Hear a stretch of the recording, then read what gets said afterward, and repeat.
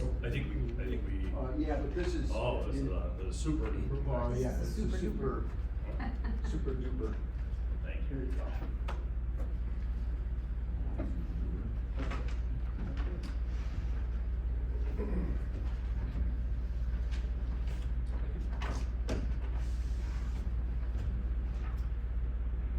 So, thanks for this, opportunity, and, like you said, I'm Kevin Rose, I'm a resident, I've been here for, now, 5 years. And, last week, I handed, Barb, the town clerk, the resolution, and that, we were asking the town to sign a complete end-to-end audit of the, New York State 2022 general election. Now, on this, we're not trying to invalidate any past elections. All we're trying to do is make the future elections, better, and so that they work properly, and that state and federal laws are followed, okay? So, the New York Citizens Audit is, it's a volunteer group. It's a nonpartisan, nonprofit 501c3 group that, we conducted an open source audit of the New York State voter rolls, and, we uncovered a lot of things, evidence of massive inaccuracies that violated both, we feel, state and federal law. So that's why I gave you the packet. On the first page of the packet is the election law, and on the second page I have the summary sheet of the deficit. So I'll get to that in a second. But New York Citizen Audit used the Freedom of Information Law to obtain official data, and as you know, it's also called like the FOIA request. Okay, so on October 21st, 2021, New York Citizen Audit received the first copy of the state voter roll database, and it's called NYS Voter. We call it NICE Voter. Okay, so that's the state data, and then we also receive data from the counties, the County Board of Elections. So in your packet, you'll see on the front page the law. It's a page on the law. And I'll read you this next part, which the election law makes clear that the county boards of elections maintain their own database, and that the state, and this is kind of important, has almost no authority to add, change, or delete any kind of information from that database. So this becomes very important to understand, because when we compare the state voting to the county voting, they should all be in line. In fact, the local jurisdictions, the County Board of Elections, the State Board of Elections, and the Secretary of State should all be in line, okay? So unfortunately, that hasn't been shown to be the case. And the second page of that pamphlet is the summary sheet. And a little below the center of that summary sheet, you're gonna see 338,356 more votes cast than voters who voted, okay? And so what we did is, those are from comparison of votes between those entities, the local jurisdiction, the County Board of Elections, the State Board of Elections, and the Secretary of State. And I can provide that information for you. And I talk about it right now, but it just is, there's a lot to talk about. There's a lot of numbers. We use hundreds of thousands of hours in order to achieve all these numbers that we presented to you. I'm not gonna be talking about all those deficit numbers, but there's a lot of information that we were able to uncover. But for tonight, Anthony is just gonna have us talk after I am. But I want to leave everyone with a question on my part, which was, an official source could be considered for elections would be the local jurisdictions, the county board of elections, the state board of elections, and the secretary of state. Those are the like official sources, right? So the question I'll just leave is, so how can those official sources, those entities that are supposed to be exactly the same, be different? And that's basically what we found.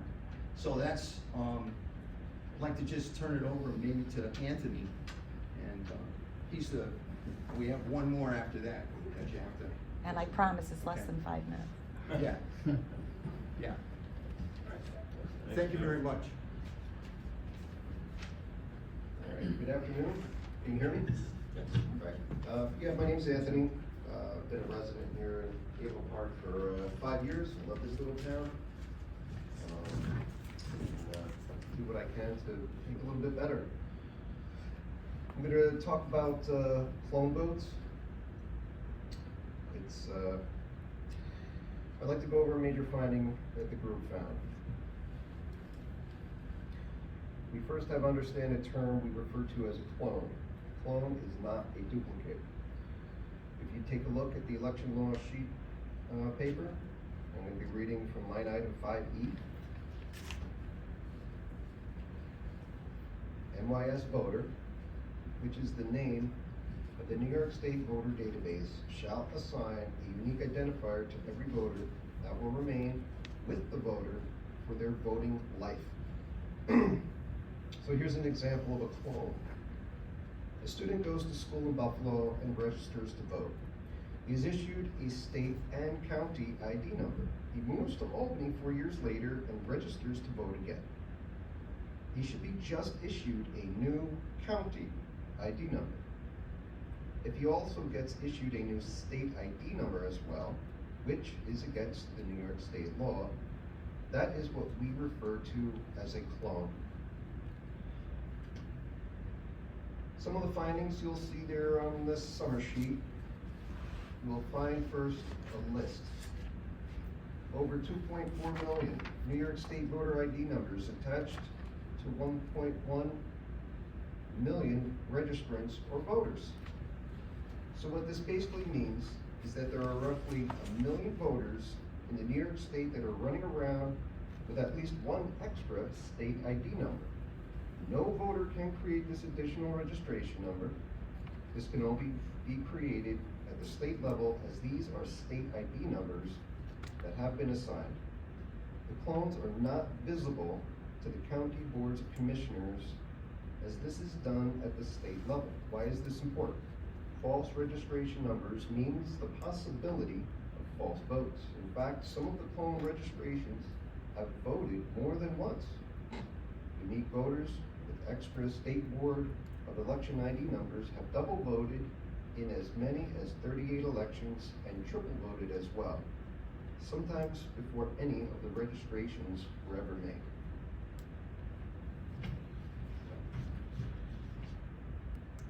I'm done. Thank you. Thank you. I have a big mouth, so you should be able to hear me, but it's like, You're in good company. good. Good evening, my name is Anna Broker. I've been a Rensselaer County resident since 1978, so I'm definitely dating myself. I currently live in Lionsgill. I bought a little house there in 2014 and I just love it. I'd like to go over one more finding. Our group's director of research, a PhD data scientist, recently published an article in a peer-reviewed scientific journal called the Journal of Information Warfare. The article is called The Caesar Cipher and Stacking the Deck in the New York State Voter Rolls. I don't know if you know much about peer review, but it's difficult to get a peer-reviewed article published and for your findings to be found to be true. He uncovered a very complex and extremely well-hidden mathematical algorithm in the New York State voter rolls with no known legitimate purpose. In an article published by the American Thinker, he says, although there is a question why the algorithms exist in the New York State database, We are unable to find a legitimate explanation for their presence. They perform no clear security function, largely because the voter rolls are public and none of the data is masked. Likewise, the algorithms likely were not designed to optimize database performance. This is because, if anything, they seriously retard database performance. Every county official I have spoken to on this subject, and they wish to remain anonymous, has stated they had no idea these algorithms existed. None had seen any sign of their existence. We know fictitious records exist in the rolls. We also know these records have been used to vote. On top of that, we know that records like those belonging to fictitious voters have been deleted. None of this is visible at the County Board of Elections level. This means an easily exploited opportunity exists to inject any number of illegally generated State Board of Elections ID numbers, which we know has been done. Assign votes to them, which we know has been done. And then delete the evidence by deleting the State Board of Elections ID numbers associated with the excess votes. Also, we know this has been done. Now I'm reading from the law, which you do have in front of you. Adding, changing, canceling, or removing voter registration records shall be conducted only by local boards of elections at the county level.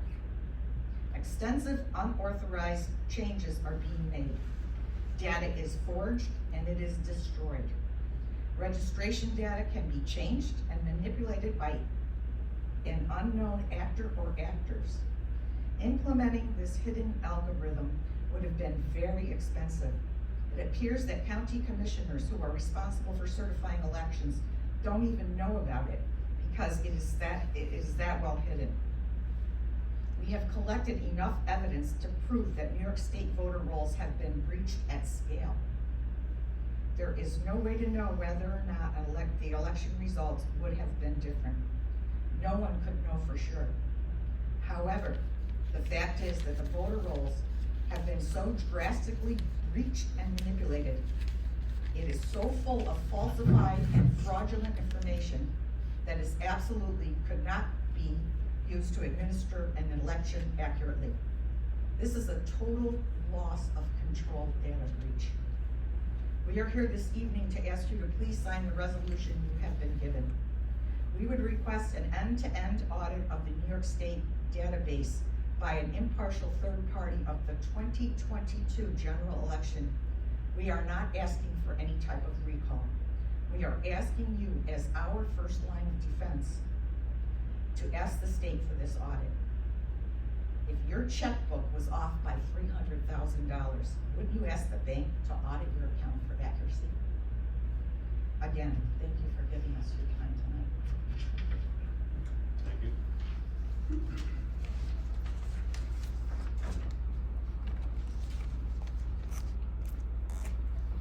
Other public comment? I just have a few questions on ordinances. Sure.